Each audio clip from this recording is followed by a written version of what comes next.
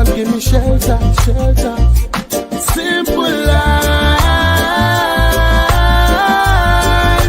is all we want to live. Give me food, give me clothes, give me love, and give me shelter, shelter. Yeah. So welcome, ladies and gentlemen, to the We2r Liberians Movement Podcast, a platform, you may call it, a platform that actually speaks to and for the masses. We say we are not in the business of manufacturing players, pimps, and hustlers. Tonight, we have with us in the studio three, we'll say, important individuals. They will be on the show for the very first time. I will go ahead and just mention their names.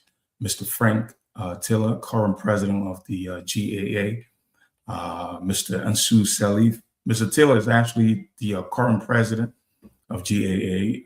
Mr. Ansu Sirleaf, who is a prominent individual, as we all know, he's former president of GAA. And then we have the one and only female with them, who is no other but Jenny Siebure, chairperson of the GAA Special Library Project.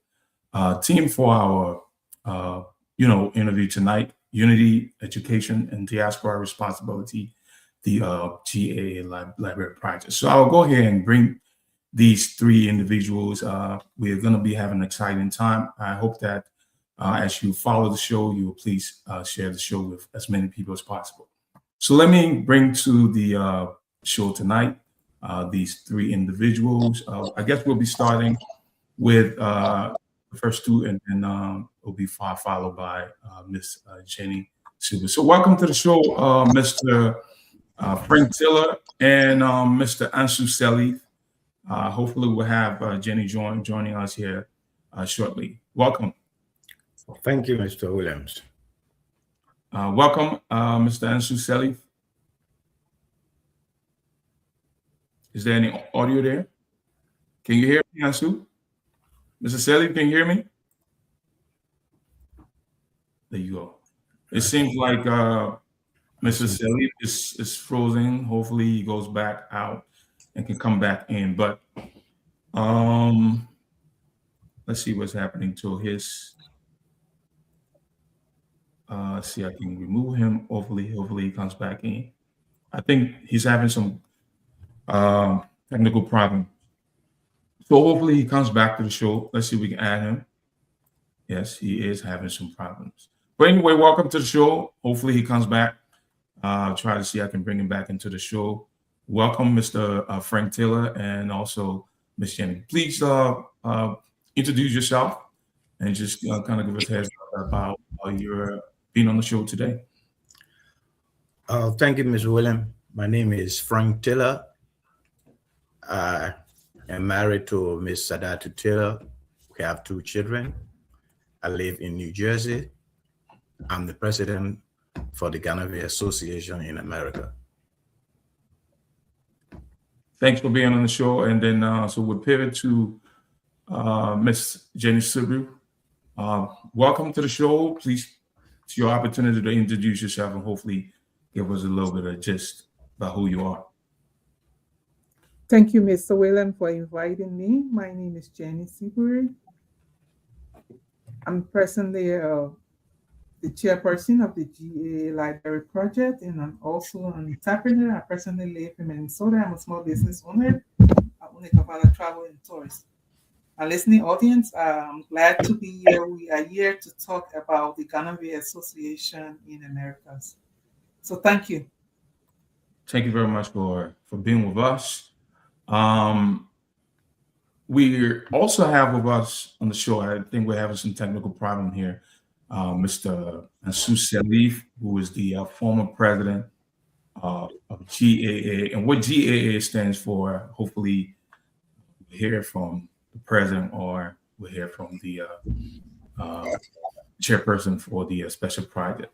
And I think the show actually is geared towards not only showcasing this library project, but also to talk to the leadership so they can kind of give us heads up as to what the organization is all about. To begin with, the platform here is actually here to educate, cultivate, and to empower. As Pan-Africanist Julian Nyerere once said, "Unity would not make us rich, but it can make it very, very difficult for African and the African people to be disregarded and humiliated." Today, on the We2r Movement Podcast, we explore what unity looks like in action.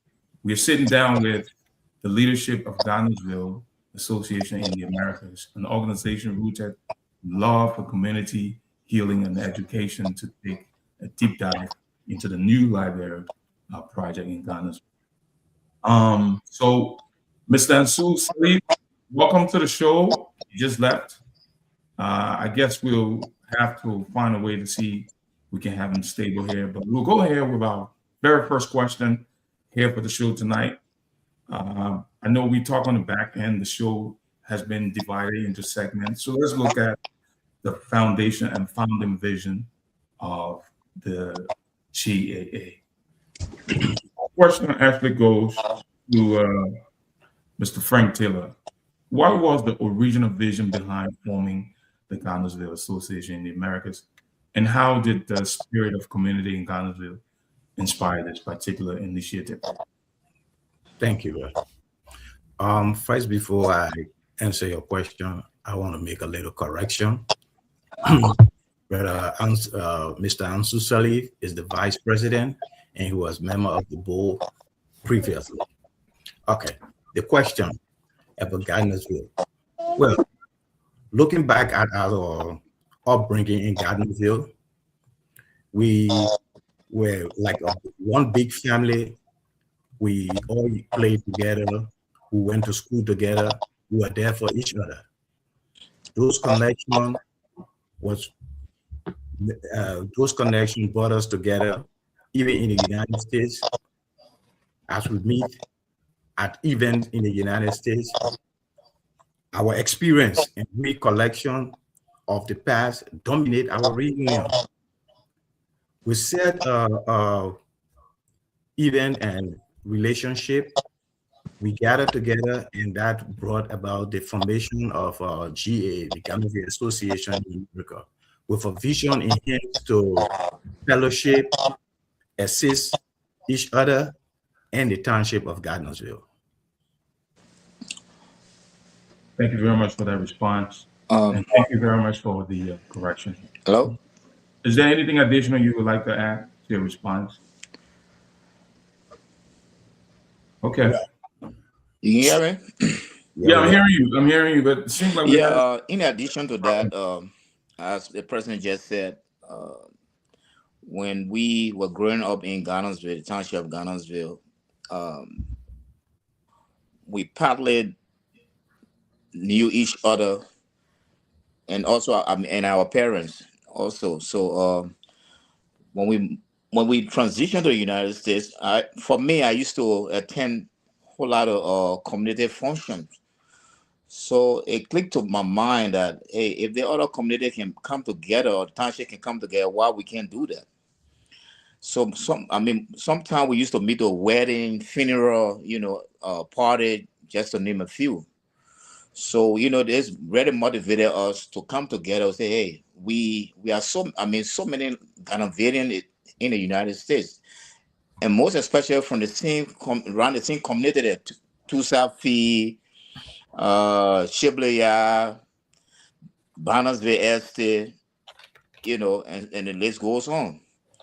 So most of the time when we meet to the gathering, so we come together, we say that, we got to do something for our community. That's why some of the things that really motivated us to come together. So we start having, little talks about it. And God may have it, we started making phone calls, reaching out to our brothers and sisters. And these are some of the things that really motivated us, because attending other function, for me, what I used to see, I used to see that unity, they knew each other, fellowshipping and what have you. So, these are some of the things that really motivated us to come together as Ghanaians to form our own, association. Awesome. Thank you. So, as you all know, I did make an error on the introduction. Mr. Ansu is actually the vice president. I think I started my opening statement by saying that he's the our former president for the association. So we'll add Jenny to the platform here so that she can also participate. But thank you very much for your responses. We will now go to our next question. You guys are hearing me? I went mute. Yes, we heard you. Can you hear me? I don't know what I touched. I mistakenly went off the studio. Yeah, I must say I went mute. I don't know whether you guys heard what I was saying. Yeah, we heard you. Oh, I okay. think 100% we heard you, Mr. Sirleaf. So then, I'm good now, right? yes, I think we can hear you. You're clear. You're okay. Ansu is also clear. Mr. Sirleaf is also clear. So let's go ahead. This is more of a dialogue. But I can't hear Ayiti. How come? I'm hearing you. It's loud and clear. You can't hear me? I can't hear. You can't hear me? So I think then there's a problem with your audio. Because we're hearing you. Yeah, we can hear you. Are you Can you hear hearing me? Jenny? You hearing Mr. Taylor? You can hear none of us? So you know what you do? Leave and come We back. can't hear him. No, they're hearing me. So you leave and come back. Let me remove him. Hopefully he comes back. Let me add him back. Can you hear? Can you hear us? He probably mute himself. Ansu, unmute. I think you can't muted hear yourself. you. I think you muted yourself. You have to leave and then come back.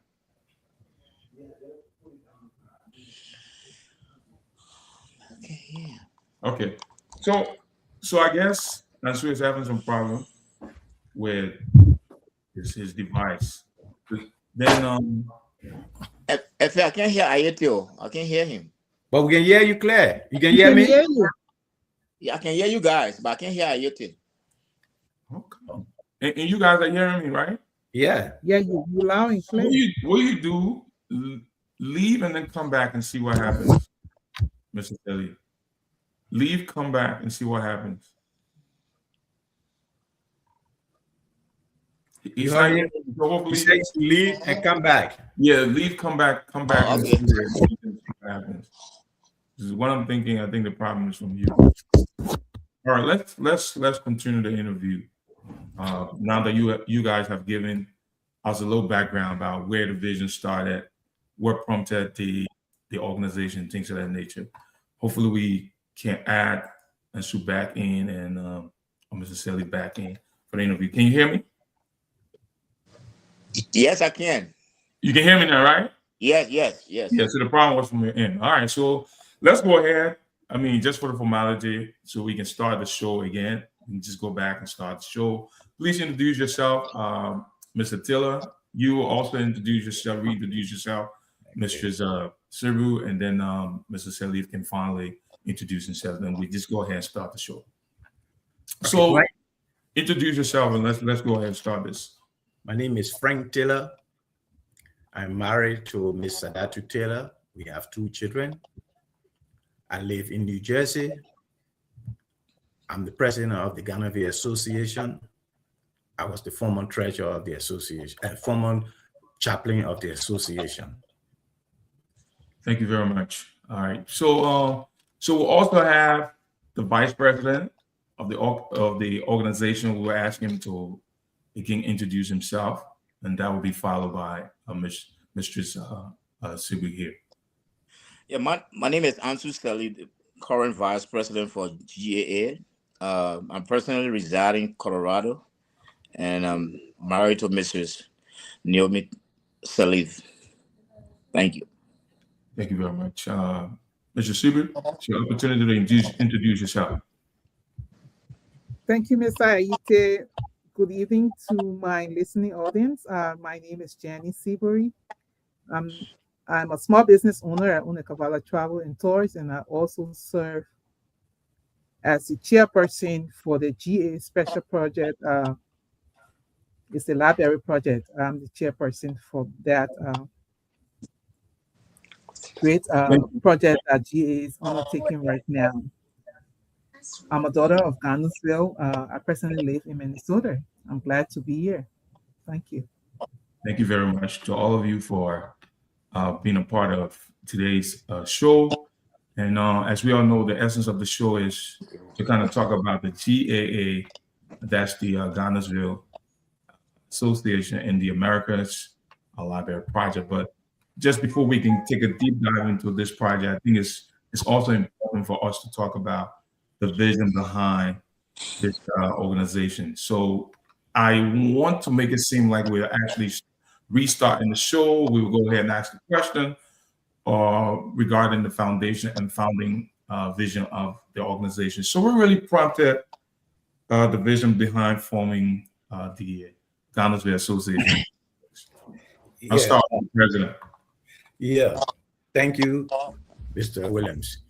Gardnersville, our upbringing in Gardnersville was like one big family. We lived together, we went to school together, we played together. All our parents knew each other. We were there for each other. And that connection we had, coming to the United States and meeting at funerals, birthday party, graduation, and stuff, gave us the light that we are one people. Why should we stay apart? And we put ourselves together through the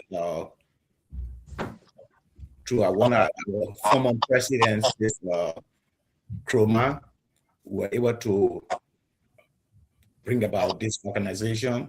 And from that time, we are still struggling and moving ahead with the organization. But look at it from the perspective that we go to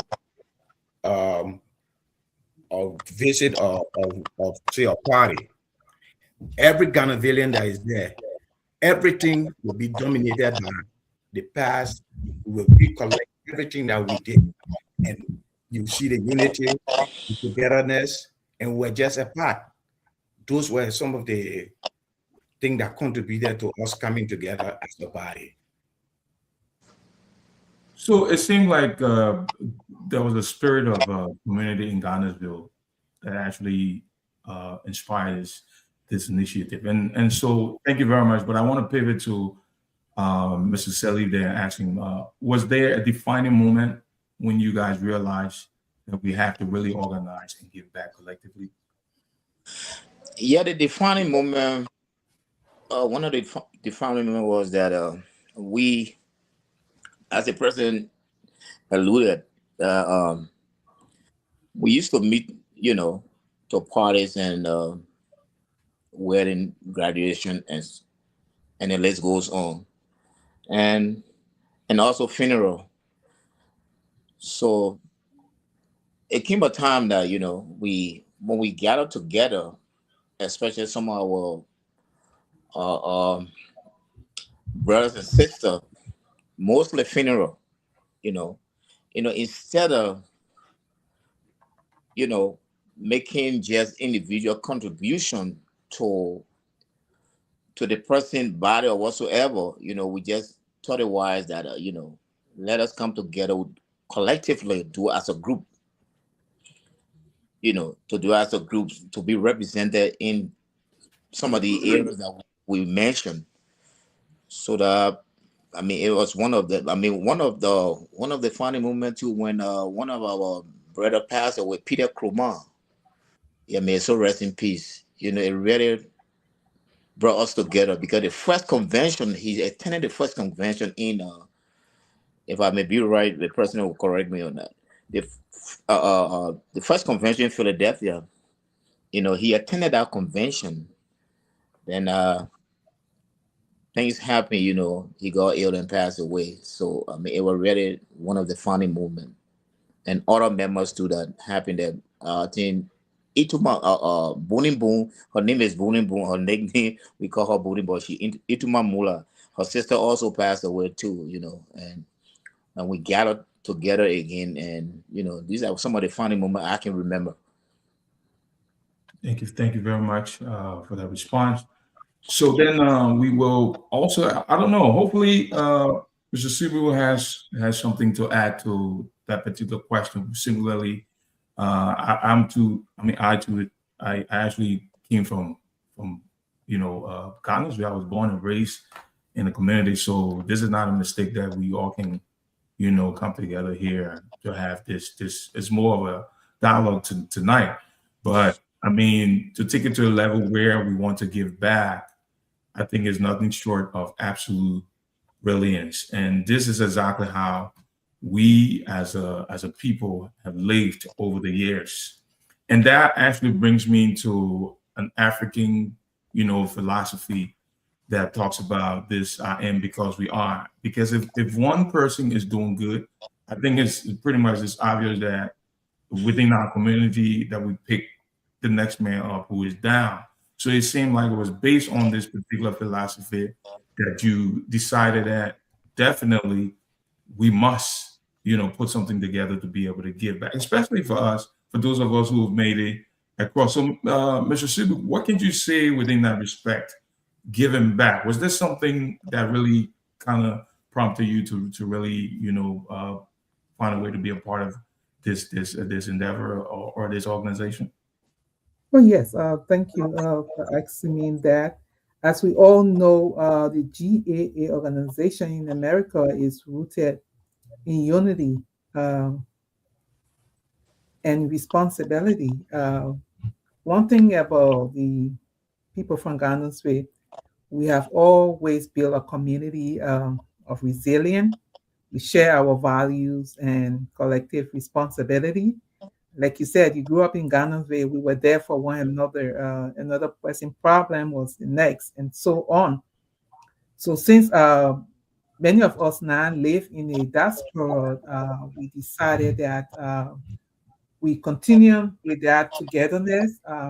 As Ansu said, most of the time at funeral, at events, other events like wedding and party, we always come together and support one another. So GAA was kind of inspired that the same thing that we did back home, we can bring that here. So it's based on that and our belief. We decided that we can come together and do the same.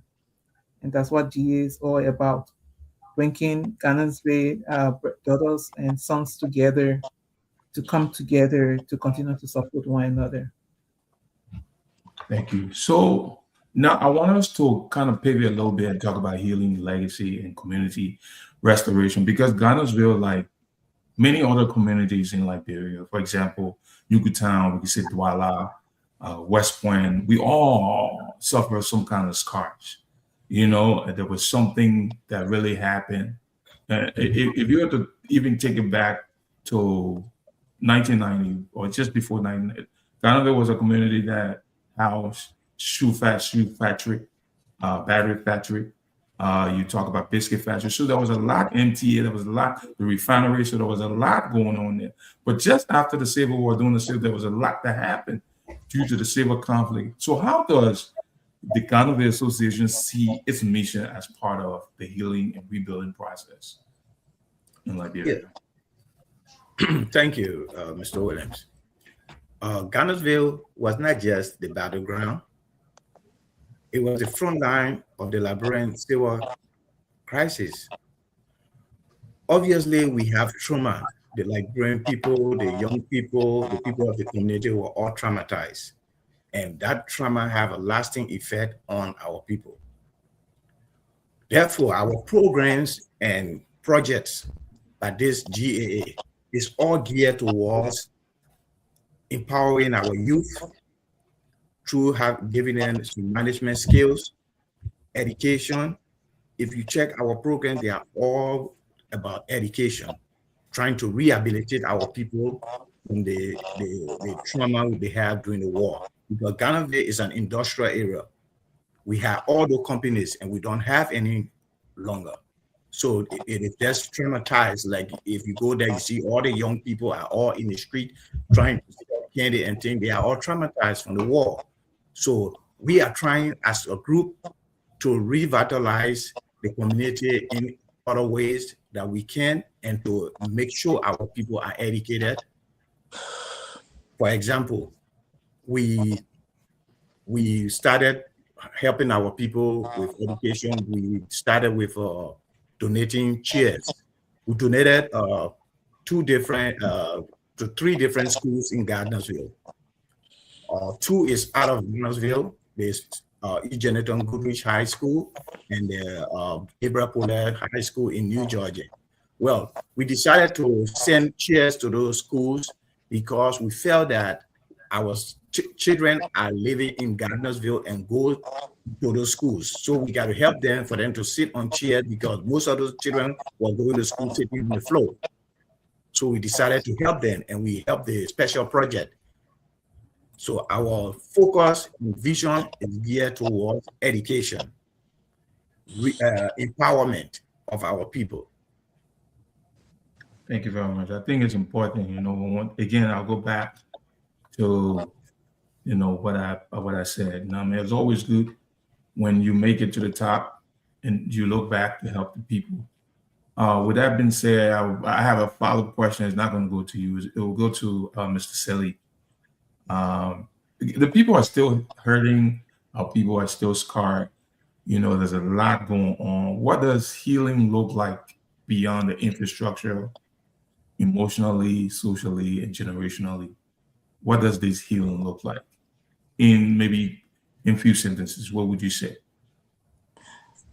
Thank you, Mr. Williams. Our people, they are very devastated for what went on during the civil crisis. And in so doing, that's one of the reasons why we try to come together to give back to our communities. Because we have other members in this group that have their own NGO. They have their own, thing going on, giving back. So, giving back personally individually is good.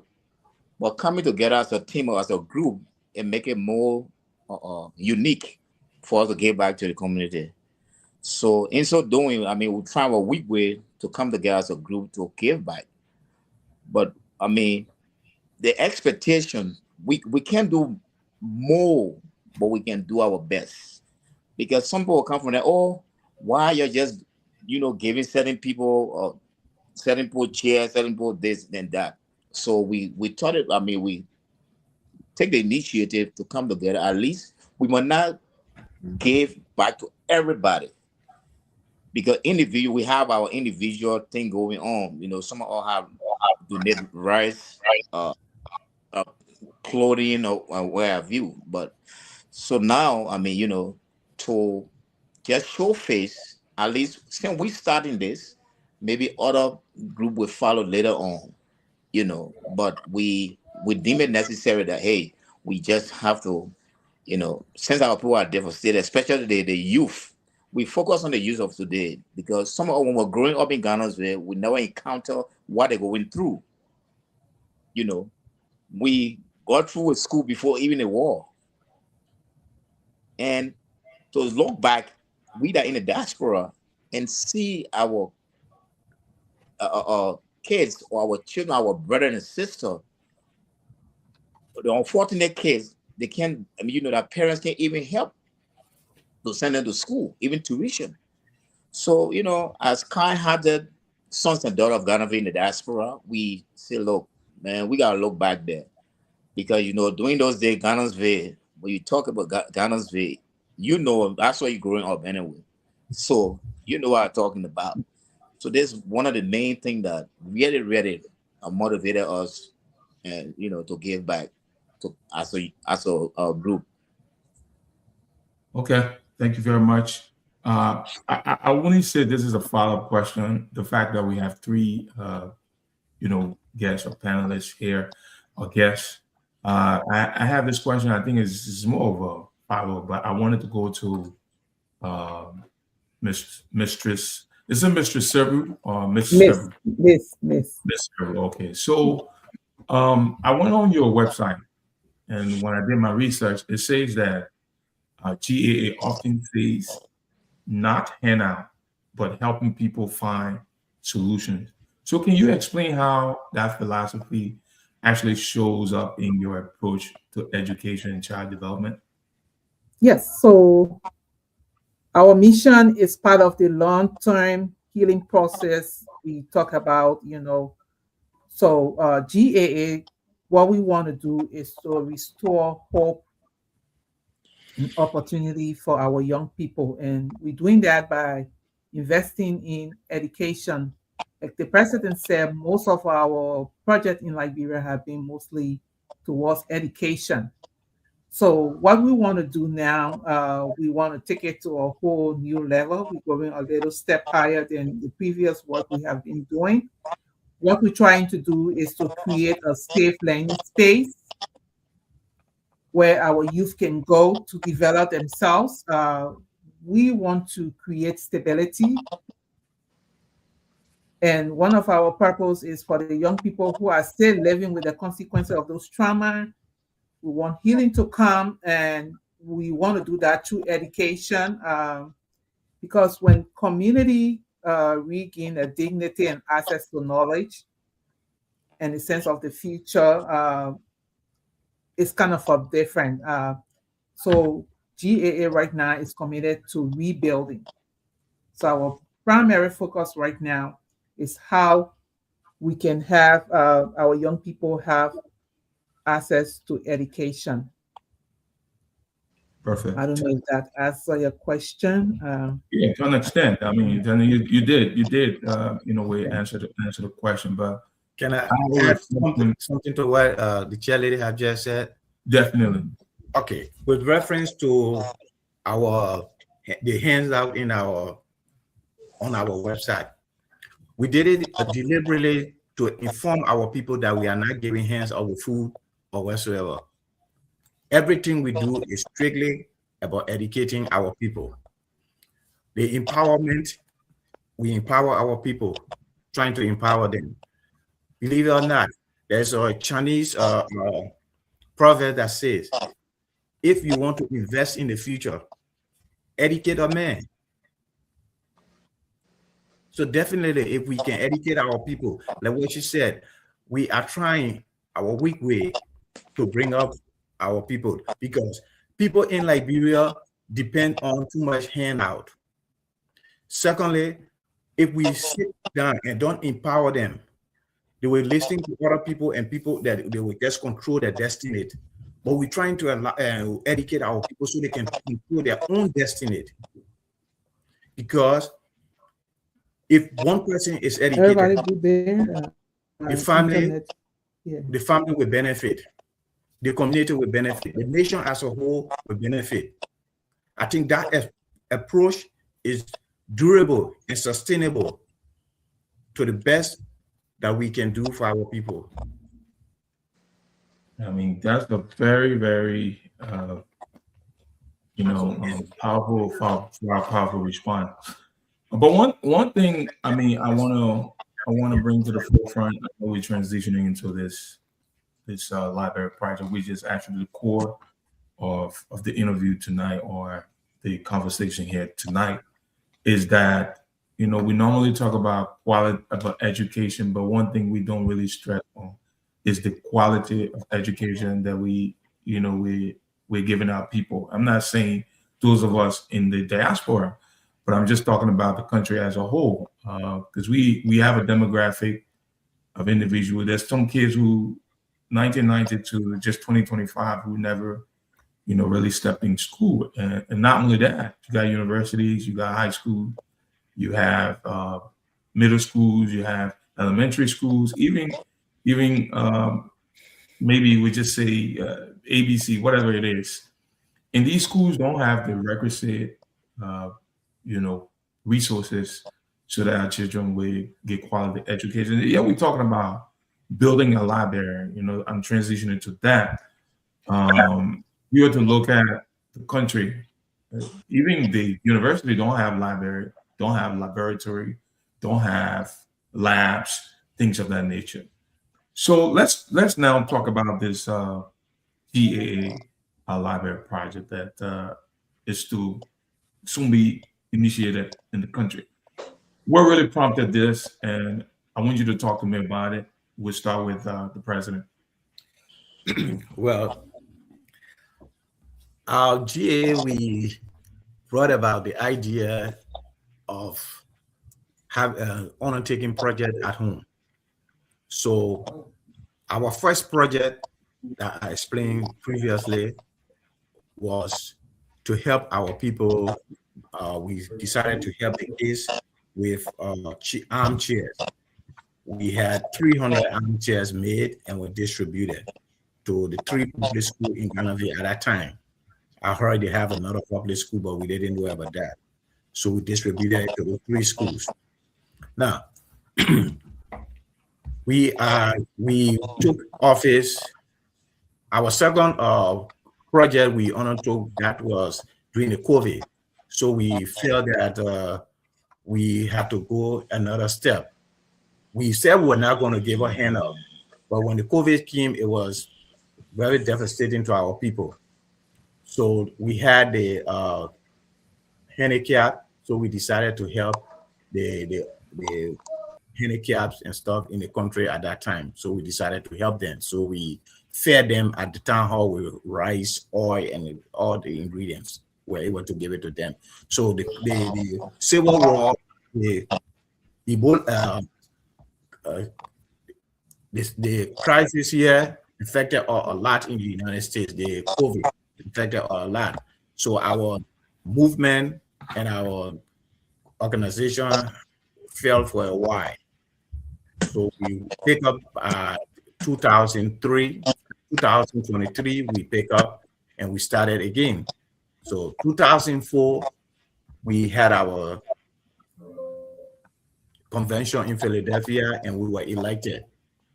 After we were elected and installed into office, our first and second meeting, it was about what are we going to do for our people. So I'm the head and the rest of the executive, we decided to appoint a special project committee. And I had to call my sister and the rest of them, and all of them came on board and got to work. They got to work and they had 4 ideas they brought in. But when we put it to the board, to the body accepted the library project because they said the library project would benefit everybody, would not benefit one person. If you give scholarship to 10 person, somebody else will come from the other side and say, oh, they pick and choose. They didn't choose my child, they did this one. So the library will be open to the public. So we decided to get on the library. And when we started with the library, when the vote were passed and the library project won, I handed it over to the special project committee. And they have done a marvelous job. They were able to get an architect in Liberia that drew up the plan and everything. But the chairlady is on, she will elaborate on that more. But that's how far we started and how far we brought about the library project. And then since then, they have been working seriously for us to move up. Okay. So then I will, pivot to the chairperson for the library project. Maybe she will give us a little bit more detail in addition to what you just said. I know in a way you answered some of the questions that I want to ask here because there could have been many other projects that you could have initiated as an organization where you decided to initiate this one project. So it means that there was some kind of gap. So what gaps did you see in the community that actually made a library the answer? That would be a question for the chairperson. What gap? What was the gap? Okay. So GAA didn't just want it and hand out. We wanted to focus on empowerment and not dependency. So when the general body decided that they wanted the library project, we wanted something that wanted to have a system with a lot of educational resources that will help develop our young people.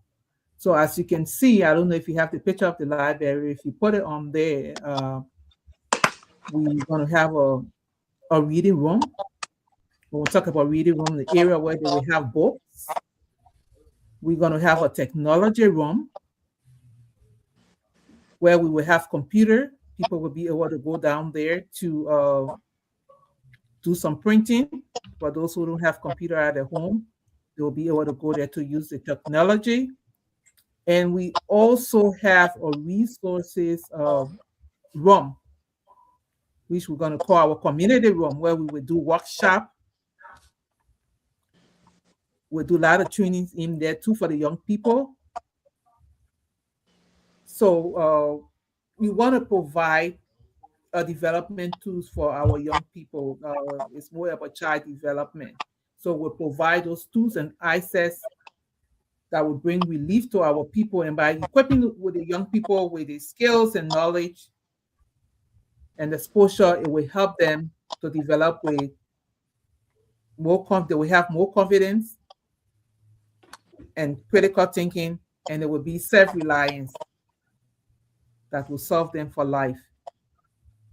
So as you can see, it's a modern library, a library that will help to develop our people in our community. And also we have a lot of programs in there too that will help develop our communities.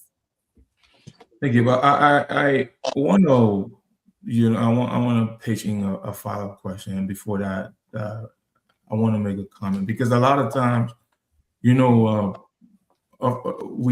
carried away by aesthetics. A library, an advanced library should include maybe not only books, because we live in an information technology time where we would need computers. We might need, and besides the computers that you'll be bringing, you need to have internet. There are other resources that you would need. So having the infrastructure or just building the edifice or the structure is one thing, but the other things that you need in there. So, and we, like I did say earlier on, we have a demographic, we have a group of individuals who don't even have the first foundation. How do you plan on, incorporating those in? Is this library just for a specific group of people, or you intend to reach out to the entire Gardnersville populace? The library is open to the entire Gardnersville community. So that when I talk about the entire Gardnersville community, we're going to have students coming in there, and also we're going to have young adults coming in there to do workshop and training.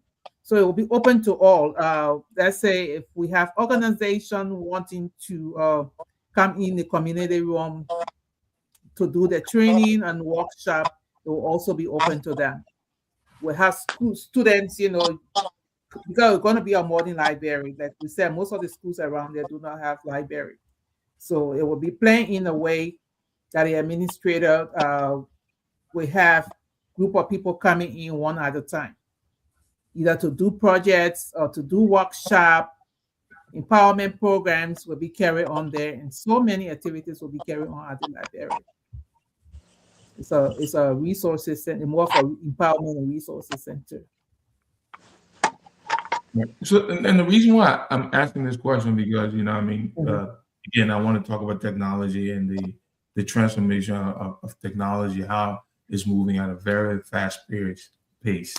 And library project normally will include, like I said, the computers, the internet access, and so who are the staff? Where are you getting these staff from to kind of help with the trainings? Because those are things that you want to take into consideration.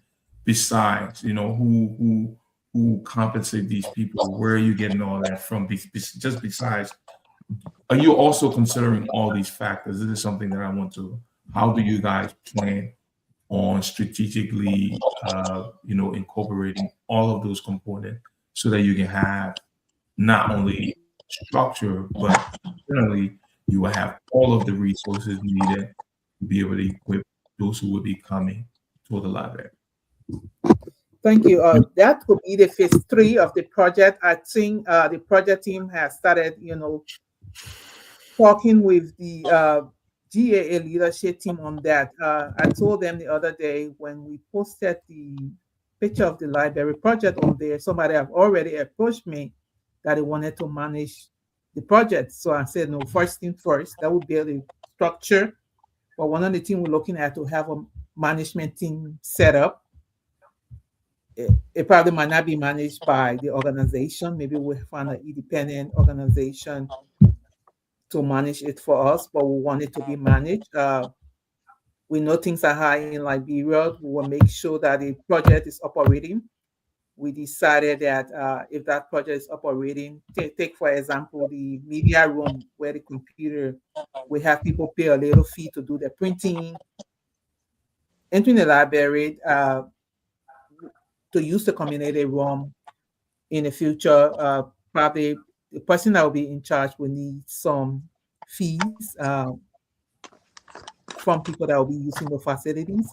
So we take all of those things into consideration. Like I said, it's the phase 3 of the project, but we are looking at whether it's going to be managed at outside source. We're going to find our own management team and have them manage the project, and a fee will be charged at some point for, let's say, the media room, the community room. People want to do the workshop there. Definitely, we have to find a way to sustain our project. So that will be done in stage 3 of the project. So right now, your goal is just to secure, the resources to build the structure itself. But as far as the other, elements or components that you need to run the facility, you've not really taken that into consideration, because we are taking that into consideration. We haven't concluded on what we're going to do at this time. Yeah, because remember now, we're going to have other partners coming in. People have already started approaching us, looking at the project. So we set that aside for now, and we will look into that after the stage 2 of the project, and we'll be able to come up with our stage 3 plan. But there are plans in the making on how the project will be run and managed. So are you thinking about long-term, like STEM, remote learning, or, global exposure? Because the reason why I'm saying, whenever, back in the days, we live in a world where our communities, where physically maybe about 4 or 5 houses. For example, when I live in Gardnersville, I didn't even know, besides going to school, Gardnersville Market, and I went to New Georgia, I came back home. If my dad did not send me to Freeport, or he did not send me Waterside, I was not supposed to be there. Now we have communities where it's at the tip of your finger, where you have your phones, and you'll be surprised. Even the kids in Liberia are also exposed to it.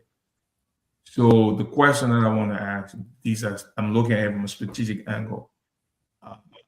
Are you guys thinking long-term about STEM, remote learning, and global exposure? How do you intend to do that?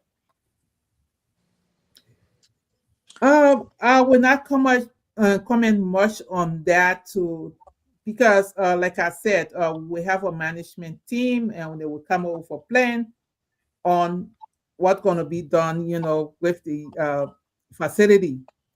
But that's a good point. Probably we'll look at stage 2 of our next project, because what we plan to do this women empowerment in Gardnersville. Maybe in doing that, then we have a standard, learning and all of that for those programs that we are talking about, in stage 3 of our project. Okay. But thank you for that. Great question. Those are all things that we take back to the committee, and we take those things into consideration and see how we can incorporate that into our management plan for the project after it's constructed. Like I said, first thing first, our primary focus is to make sure we have that project between now and next year. Yeah. Yeah. Because I mean, if you go back to your opening statement, I mean, all of you pretty much saying the same thing. So we're really about developing the people, equipping the people. So we have to be strategic, looking ahead to see what we can. Because at the end of the day, we'll have the structure, we'll have the library itself, but who runs the library? What are the tools? What are the equipments, the resources that we will need? Because in fact, it can be an expensive endeavor. Normally, most of the library that we see around in the West, they're actually, you know, supported or, financed by maybe that borrow the township or subsidized by, but we don't have that. So those are things that we really have to take into consideration. But with that being said, let's pivot to our full session here, segment, leadership, women and youth strategy. And this is building the next generation. And I want to, ask Mr. Sirleaf this question, or I will just stick with our chairperson. So as chairperson of the Library Project, how do you see women shaping the future of the community building within GAA? Because I know majority of how, as the chairperson of the Library Project, how do you see women shaping the future of community building within GAA? Thank you. As a small business owner and a woman, I tell you, I believe in women empowerment. I believe that women have the potential but have not been given the opportunity. So one of the things I said to the GAA organization, we wanted to focus on women empowerment. I noticed that majority of the people that go to the market to sell, they are women. Even growing up, it was the same thing. But they lack the resources to expand their businesses. So for that reason, you will see them at one place. And there are a lot of women over there want to do something, but they don't have the opportunity. So we will come up with a lot of programs. And it was one of the reasons we suggested that we come up for community room. We use that community room to do a lot of workshop and run a lot of women programs in the township of Gardnersville. Go on from making people to look for new entrepreneurs and people who wanting to do business. So we will run, let's say, a business development program in that facility where we will be able to bring young women together and teach them and help guide them on business. Because a lot of people got great ideas on wanting to do business, but don't have the resources, that is the technical assistance for them to build our business. We're going to run a lot of programs. It's one of GAA next project. It was the next project after the library project will be women empowerment, providing resources, teaching young women how to do business, how to manage their business, and how to grow their business too. Especially those women that are in business and wanting to expand. It will be our primary focus. And I think we can do that. A lot of women out there, especially the Ghanaian women, who have attention. They just need the resources. So we'll go from making people entrepreneurs or empowering them with some skill too. So we're looking into that. So then I'll hold you there on that note. I want to ask you if you were to give a message to the youth. What would you say to a younger or to some young girls in Gardnersville who dream of leadership but lack role models? Okay, I would say to you, you have the power. Don't let nobody define you. There is something in you. And the GAA Association is coming very soon to work with you to develop that God-given skill. So don't be discouraged. You have the power in you. continue to believe in yourself that you can do something. That's powerful. So with that being said, then I will, pivot a little bit to Mr. Ansu Sirleaf, who once upon a time was a powerful soccer player in Liberia, very prominent. We heard of him.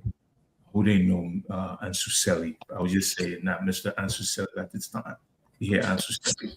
And this will take us to a strategic youth engagement question. So what is GAA long-term strategy for intentionally engaging young Liberians in the diaspora, not just as donors, but as planners, mentors, and future leaders? The reason why I'm asking this question, because we have a tendency, we establish this organization not to the GAA, but most time we have our elders who will assume leadership, and we tend to forget about the young folks.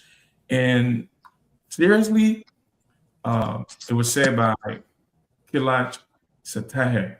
He said that the power of the youth is the commonwealth of the entire world. So how can programs like the GAA, like the Liberia now, awaken moral, social, and civic consciousness in youth Liberians? Because the young Liberians, both in the diaspora and some now being born here, we still consider them Liberians.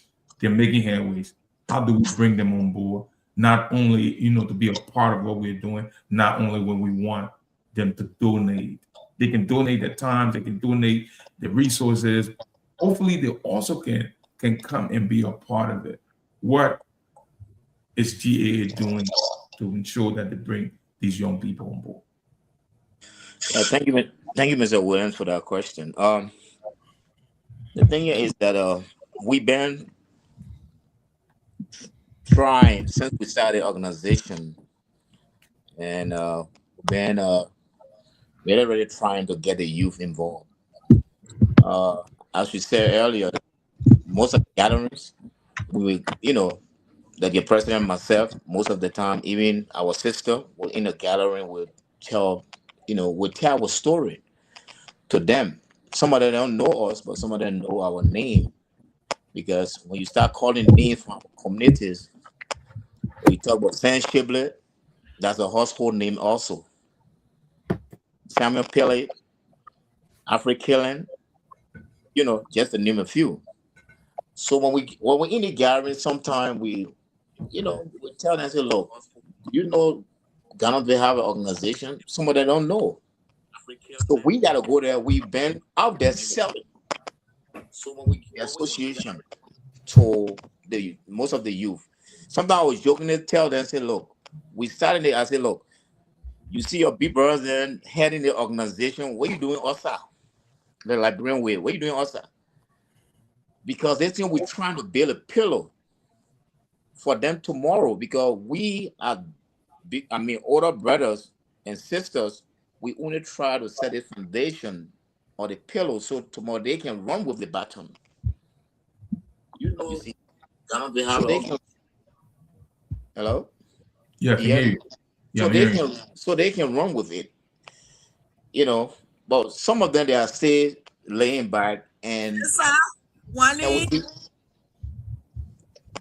we have a lot of we have visions for this for the organization. But it takes time. But we will not relent. We keep pushing. And like I always let me go back home.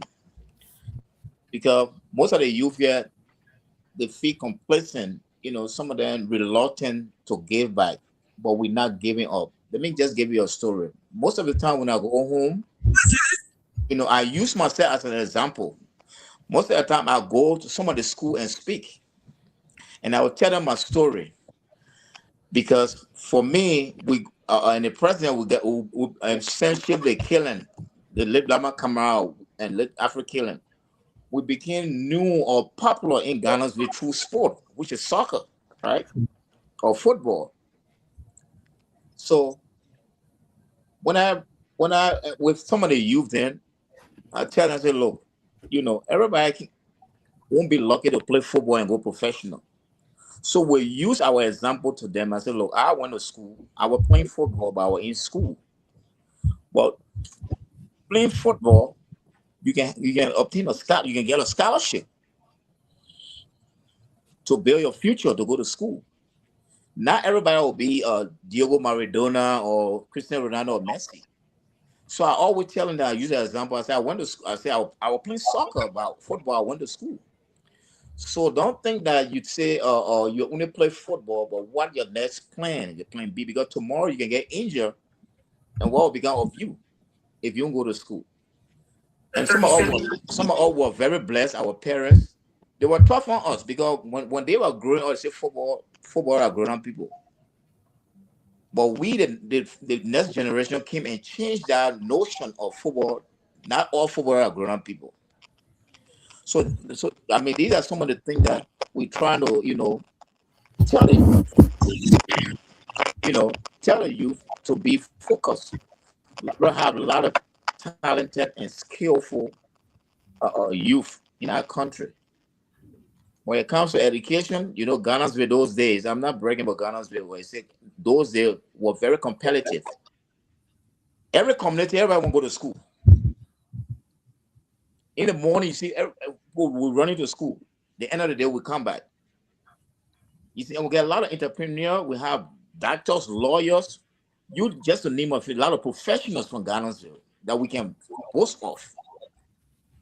So since we had that opportunity those days, we want to try to, motivate and impact some of what we learned, what we did during our time.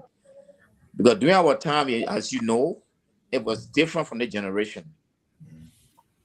And we just have to keep encouraging them, talking to them, and to join the train. They shouldn't stay back because we don't want to leave anyone behind. So that's the reason why we take phone every day. We call in, trying to get in touch with, because not everyone in my community I know or or in your community. So that will always, we have that habit of calling to spread the word and message. So that's one of the reasons why, as a son of Gardnersville, we thank you so much for the podcast, because we want to sell the message out there. It cannot just be the cheerleader or the person and myself. So we're trying. We see what we can. We try our best and do what we got to do. As you have your podcast, it will be a great help too. We want for everyone to be on board. Thank you. I want to thank you for such response, because without our youth, definitely the future wouldn't be better. So definitely, just add up to what my brother had just said. Okay, Mr. President. Like the youth, not only the youth on this end, as my sister was saying, we're trying to empower the people, not only the ladies, and we have people on this end that are willing to go home and like workshop and all those stuff, can train people, career training and all those stuff. We have people that are willing to go.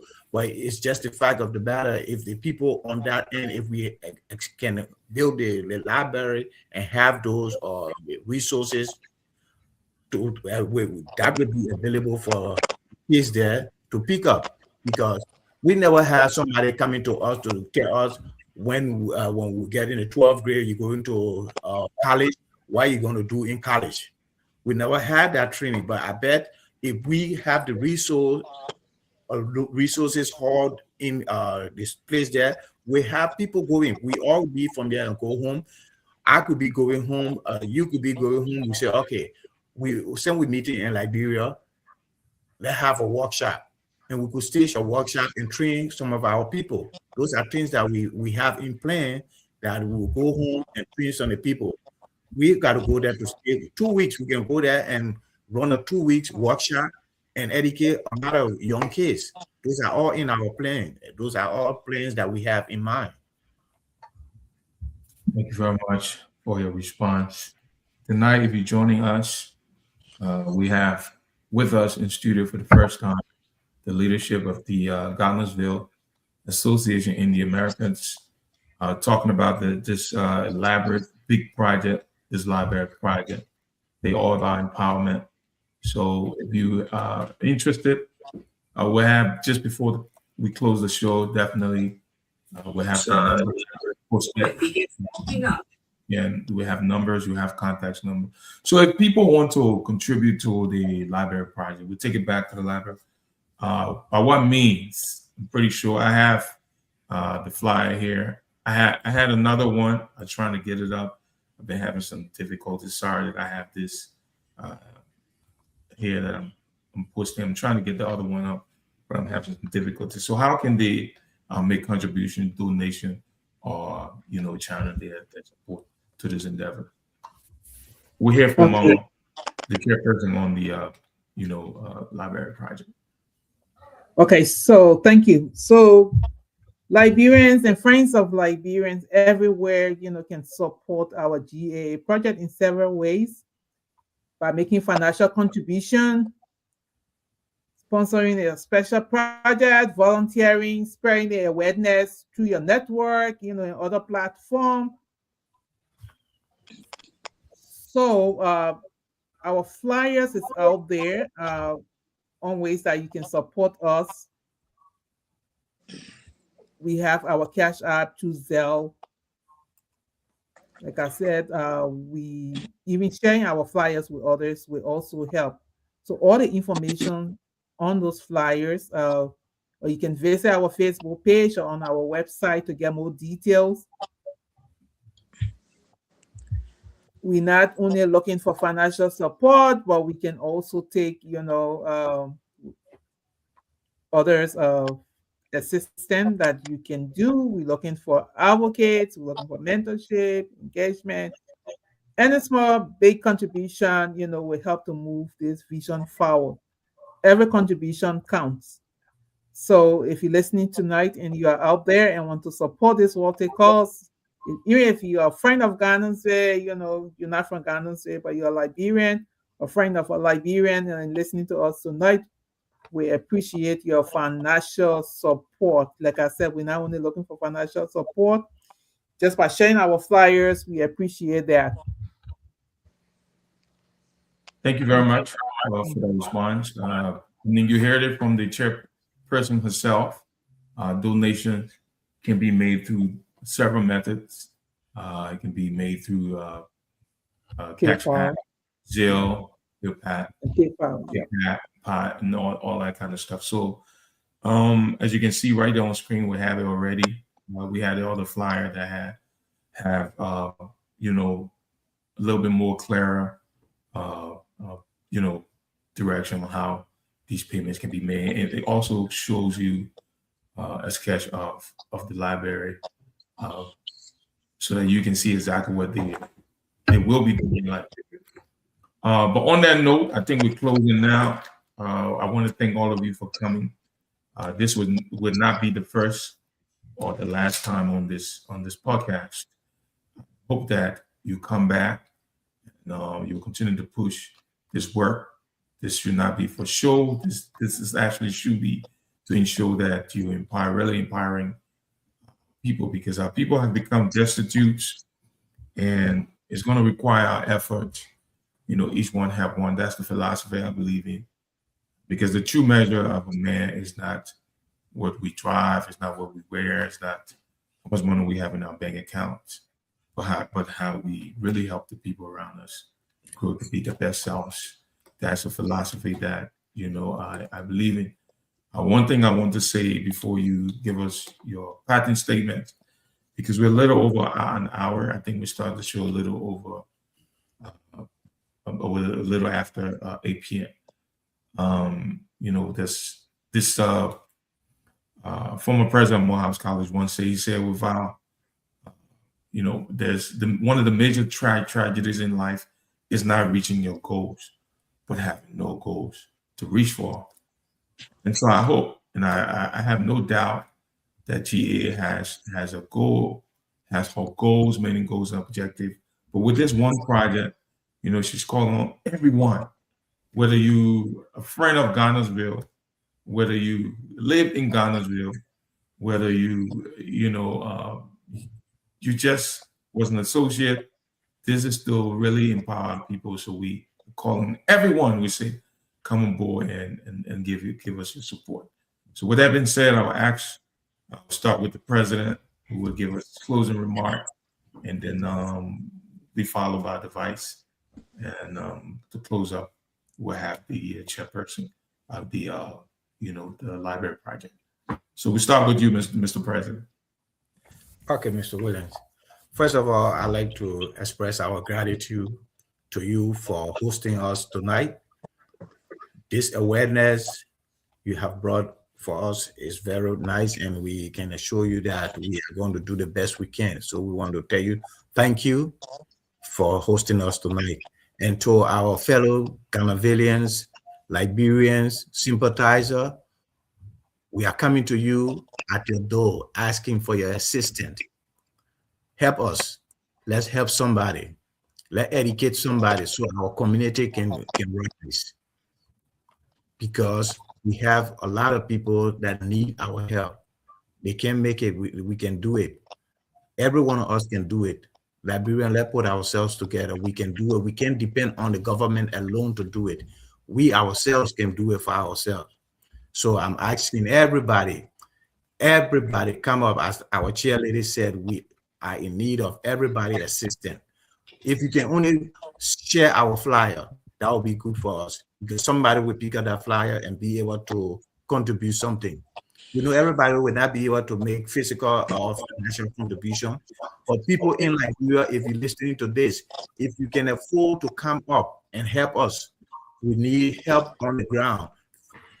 You can come and help, or will help us to carry up the project. Your assistance will not be in vain. It will be for a decent purpose. So we are asking everybody to come and let's join hands. If you have not heard about the GA and you live in Gardnersville, we asking you can call. We have numbers. You can call and you can reach up to us. We are willing, and our arms are all open to welcome all of you. We say thank you to our listening audience. We say thank you, and we all have a blessed night. All right. Yeah. Followed by the vice president. But just before that, someone is asking a question here in the live feed and saying, "What's your vision?" I know the vision there was stated, but I think the multiple questions here, people asking, questions here. But I don't want to go back to it. Hopefully, you guys will come back, and then we can answer some of those questions, because, like I said, this would not be the first and the last time you're appearing here for an interview. This is just the beginning. So, Ansu, Mr. Sirleaf, give a closing parting Yeah, statement. thank you, Mr. Williams, for having us. And audience, thank you for listening all around the world. We appreciate you being up, listening to our vision. To our message or messages. I would like to just appeal to the sons and daughters of Gardnersville, because we are the we sons and daughters of Gardnersville. We just appealing to you guys. We are appealing to you guys that, hey, try to spread the message around. We're not expecting other community members or like Nikutan or Douala to come and help build this library. This is the benefit most of the youth and other people within the community. So we just throwing it out there. We appealing to you guys for your support, your financial support. Even if you have one piece of plank or bag of cement, we appreciate it. We can't do it alone. We need help. So we asking everyone, hands on deck, especially sons and daughters of Gardnersville. We appealing to you guys. Look for someone. Make a phone call to your friends, your family member or relatives. Like, we have an organization called GAA. If you want to get in touch with, you can go on our website. Whatsoever question you want to ask, we would be glad to answer those questions. But once more, before I leave, I said thank you so much to the Special Project Committee. Sister, you did a great job with your members. We appreciate it.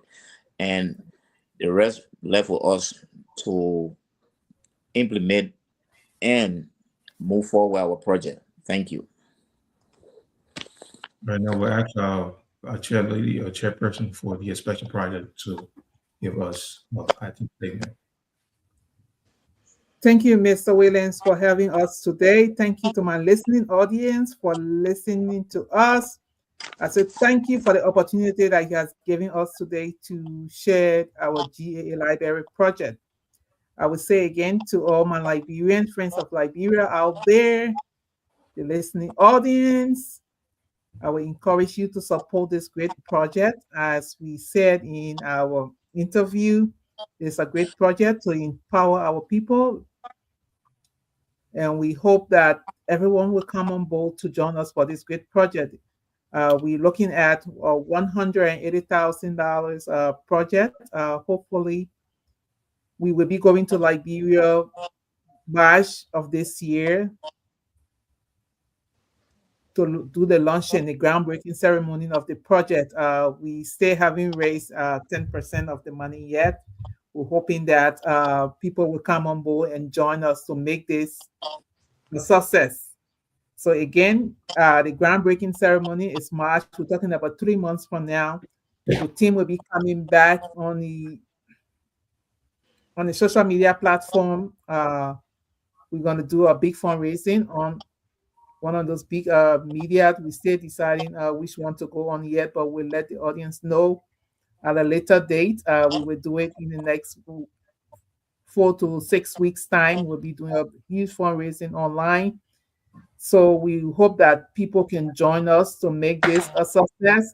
We trust that people want this to happen. So we ask again that you please join us. Financial contribution is highly appreciated.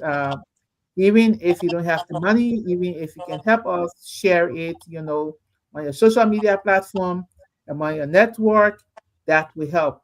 I appreciate your time. Thank you, Mr. William, and the listening audience. Bye. I want to thank all of you for your time, your effort. Thanks to the leadership and thanks to our viewers who are following. But just before we conclude the show, I think I'll keep you guys in the show. These questions are not meant for you to answer now, but I think it's something to really think about.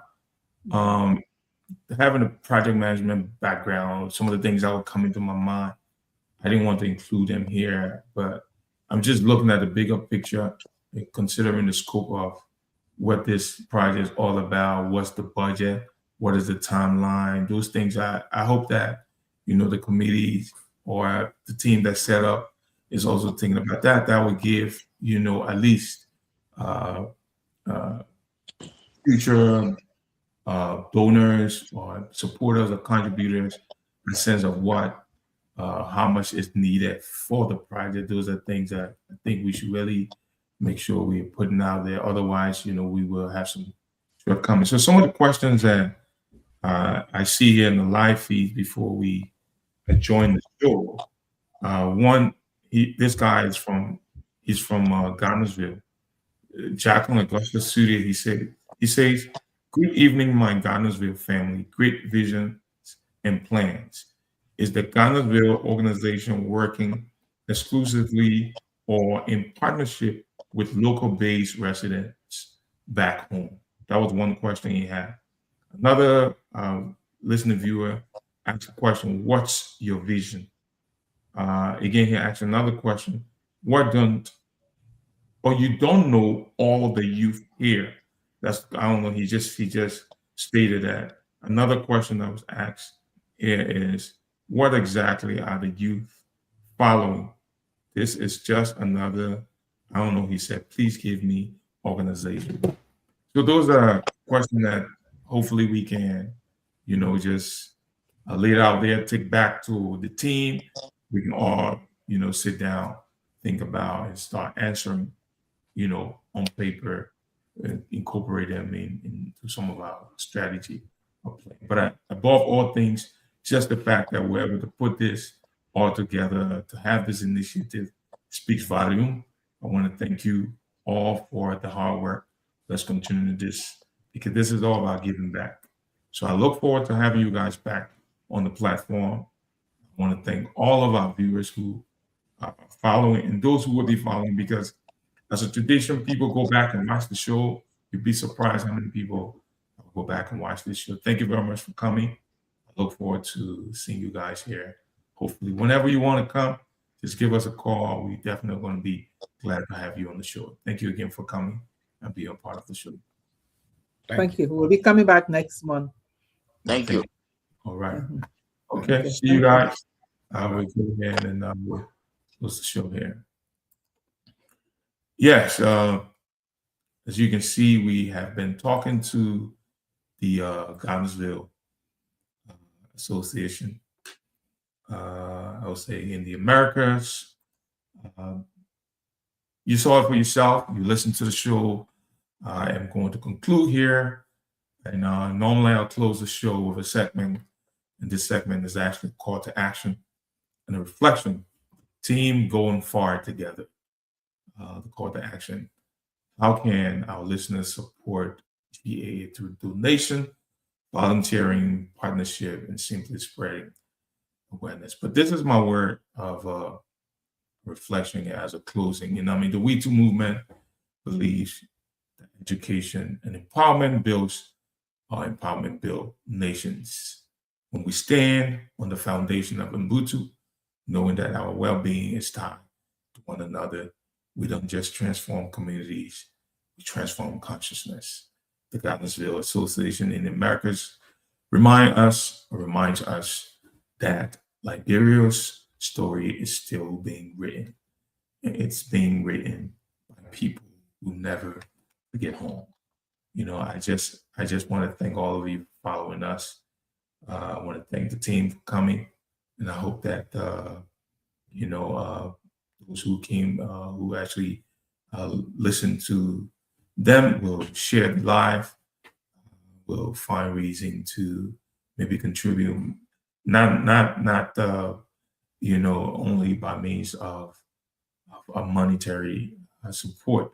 We can give our support through the deficiency that we receive, because it's easy to come on the show and listen and want to criticize, but I really do like the feedback. People come, they're able to give suggestions, they're able to give recommendations. It speaks to the core that they want to see, something new in our community. Again, this is no other but your humble servant, Ayiti Williams, and this is the We2r Liberians Movement platform. This is how we're going to close the curtain. Thank you very much for tuning in tonight. I look forward to another exciting show here come next week. Thank you very much for tuning in. Have a good night. Simple life.